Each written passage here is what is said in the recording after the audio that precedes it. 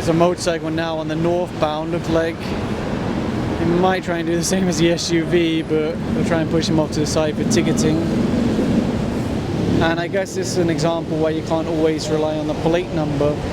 According to the enforcer, the rider said he doesn't have a driver's license and the bike was last registered in 2021, so they're actually going to be impounding the bike. Now, I'm not judging the guy, you know, life is life, so he made good decisions, bad decisions. It's just that today he was inside the bus lane and he happened to get caught, and now they're going to impound the bike. I guess that's something that NCAP doesn't know, right? Does the driver actually have a license? But I still think overall that NCAP will help to deter violators on the road. But there are some people who, well, might not necessarily be able to get caught by NCAP because maybe they don't have a license, maybe they don't plan to ever renew their registration.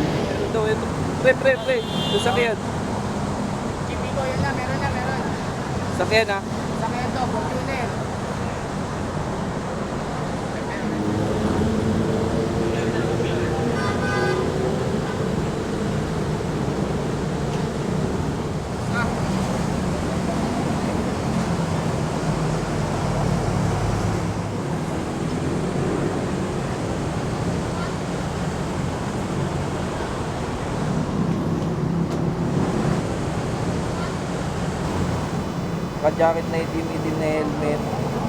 Kulay orange yung ano.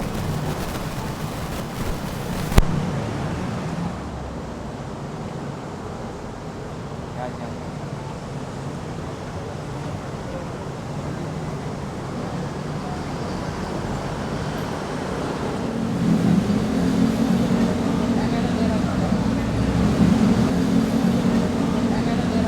Yan, gas mark. Honda Click na itim. Honda Click.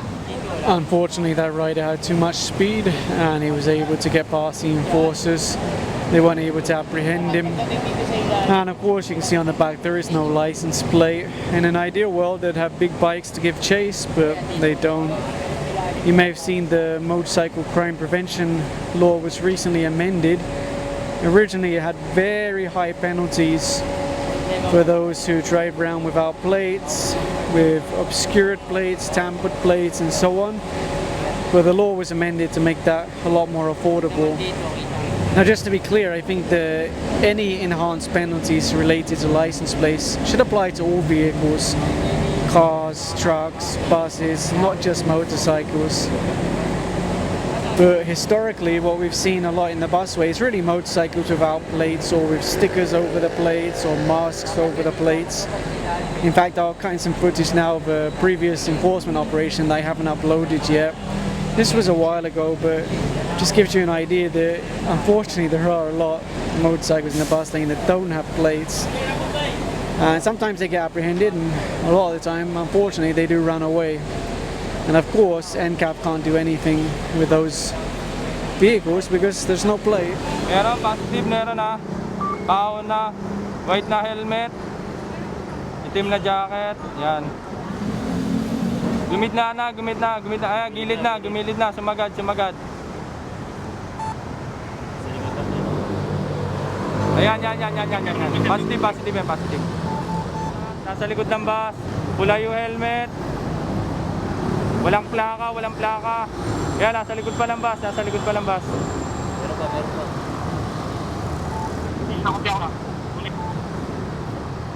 Ay, dilaw na dito. And I'm sure some people are going to say, well, it's the fault of LTO for not giving plates. And to some degree, you're right. LTO need to improve their turnaround time on issuing license plates.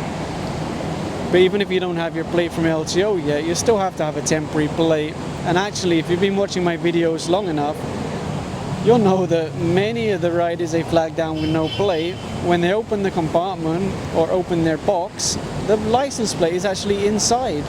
They just didn't attach it to the bike for whatever reason. And sometimes it happens with cars as well, but it's not that common, to be honest. Naka-red.